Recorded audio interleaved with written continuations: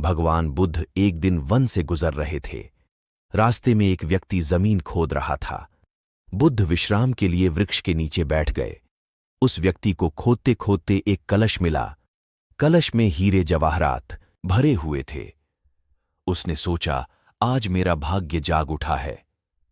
उसने कलश बुद्ध के चरणों में रखा तथा कहा, आपके आशीर्वाद से ही मुझे यह अकूत दौलत प्राप्त हुई है।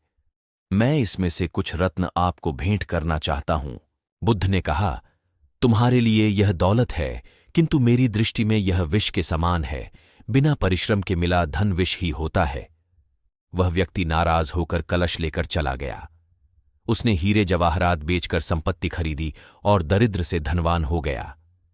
किसी ईर्ष्यालु ने राजा से शिकायत कर दी कि जमीन में दबा धन राजकोष का होता है। अमुक व्यक्ति ने उसे निजी काम में लाकर नियम का उल्लंघन किया है।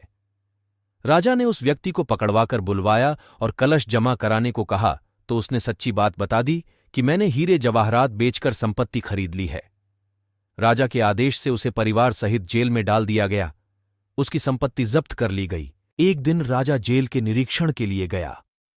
उस व्यक्ति से भी मिला। उसने कहा, राजन, मुझे जब वह कलश जमीन से मिला तो बुद्ध वहीं थे। उन्होंने मुझसे कहा था कि इसमें रत्न नहीं विष भरा है। यह सुनकर मैंने उनका अपमान किया था। आज जेल में रहकर मुझे अनुभूति हो रही है कि उनकी बात बिल्कुल सच थी। बिना परिश्रम किए मिला विष ही होता है।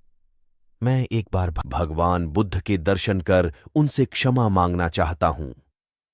राजा ने भगवान बुद्ध को ससम्मान राज्य में आमंत्रित किया। जेल से निकालकर उस व्यक्ति को बुद्ध के पास ले जाया गया।